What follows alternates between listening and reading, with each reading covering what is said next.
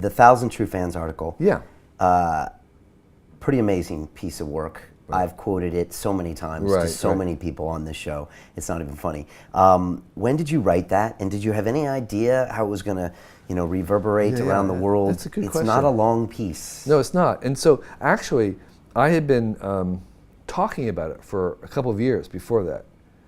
I was just sort of playing out the math, the arithmetic, which is mostly all it is. It's just kind of an exploration of the math. And I mean, I would, when I would meet people from the music industry, I would kind of inquire to them about some of the independent artists, trying to see if there's any evidence for this idea. And so after a couple of years, I decided that I didn't have enough answers or evidence, and that I would just write it up, basically asking people if they had any ideas. And part of this was also trying to suggest ways in which those would be funded, because this was long before Kickstarter. And I was trying to also research to see whether there was economic or funding models that would work for somebody. And so I finally kind of just decided I was going to do this, and I put it out saying, basically, does anybody know anybody who's actually doing this, and how are they doing it? And that was the impetus to write it down.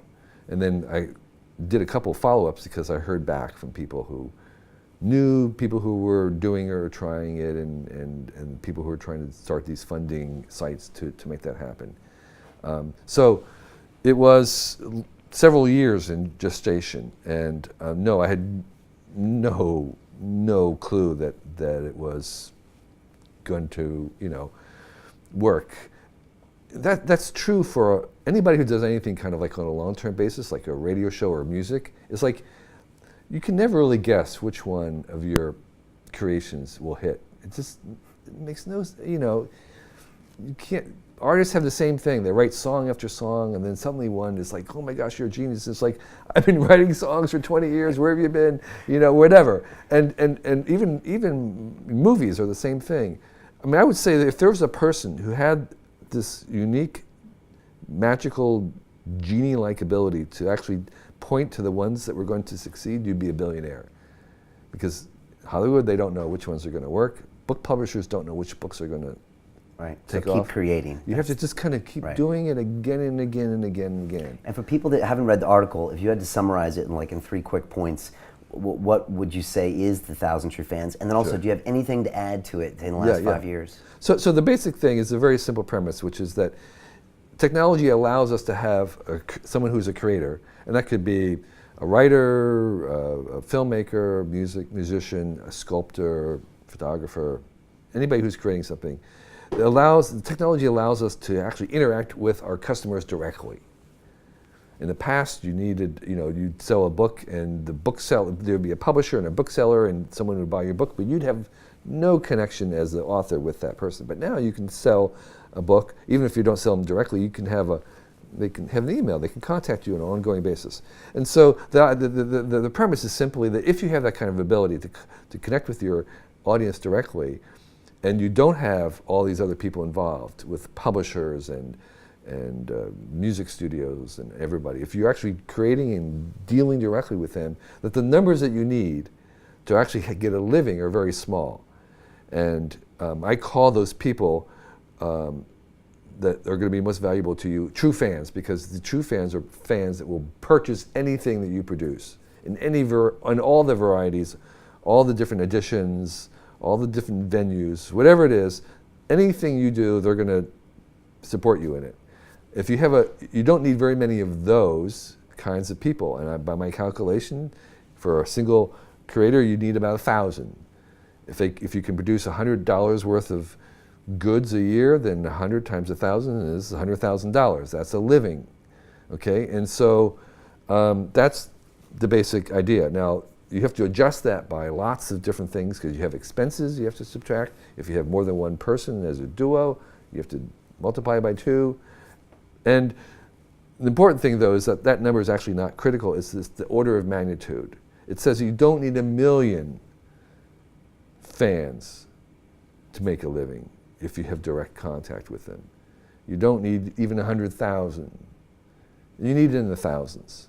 And the second thing about that I would say is that that's not for everybody, because there's a lot of work involved in dealing with your fans. There's a lot of work in connecting with them and servicing them directly.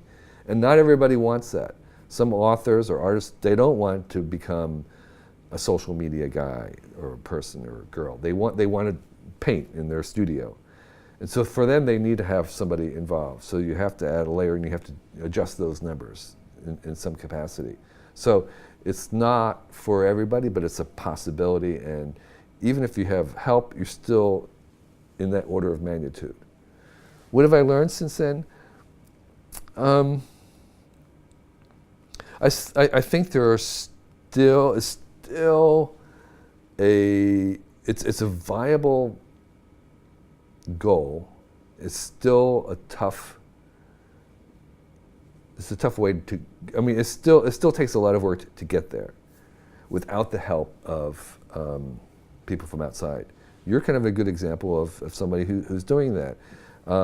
Most of the people who started doing it came from the Hollywood studios or the music labels or book publishers, and then decided to take their kind of existing audience and let go of that and go to it directly.